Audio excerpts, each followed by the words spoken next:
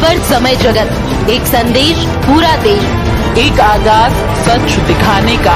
हम हैं आपकी आवाज।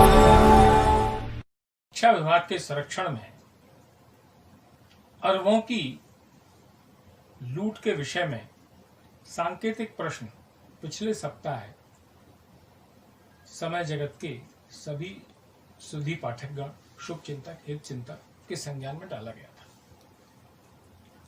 देश और प्रदेश से जो उसकी प्रतिक्रियाएं आई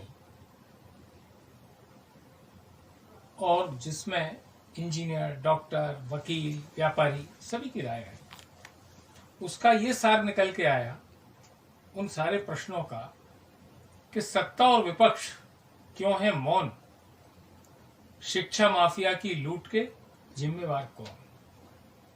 आश्चर्यजनक बात यह है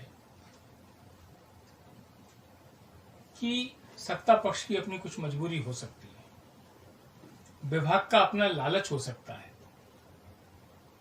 शिक्षा माफिया सबको शिकंजे में ले सकता है, विपक्ष भी अपनी भूमिका भूल गया।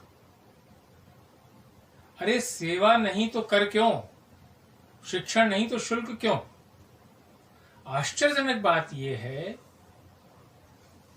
कि जहां कोरोना संकट काल में तमाम तरह की एक होड़ सी लगी है, समाज में भी और सरकार में भी, छूट देने की। ठीक है, उस छूट का लाभ कितना पहुंच पाता है, नहीं पहुंच पाता, यह अलग विषय है, लेकिन लूट कहीं नहीं हो रही। लेकिन यहां तो सीधी और आश्चर्यजनक बात है कि आदेश इस तरह निकाले जाते हैं, निजी शिक्षण संस्थाओं को सख्त निर्देश कि वो शिक्षण शुल्क के अलावा कोई शुल्क नहीं ले सकेंगे। क्या जनता को इतना भोला समझ रहे हैं हम? आम जनता का एक एक व्यक्ति जानता है कि 2/3 से अधिक तो शिक्षण शुल्क ही होता है। और ये क्यों निकाला जा रहा है? क्योंकि एक नेगोशिएशन चलता है। पालक कहेगा हमारा बच्चा तो 6 महीने से गया नहीं, हम क्यों शुल्क दें, कुछ कम करवाएगा, कुछ दबाव डालेगा, कुछ संस्थाएं माफ करेंगी। आपको क्या जरूरत थी बेवजह इसमें आने की? आप लीगलाइज कर रहे हो, उनको लूट की छूट का संवैधानिक अधिकार दे रहे हो।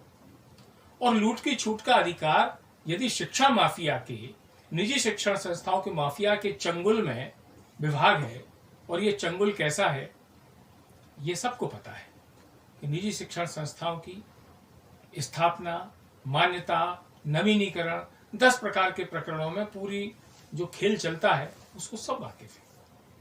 उनके संबंध विभाग में रहते हैं। उस जिले में रहने वाले लाखों विद्यार्थियों से संबंध नहीं होता उस शिक्षा विभाग के अधिकारी का, उन सैकड़ों संस्थाओं से होता है। वो उनके हित का विचार करेंगे।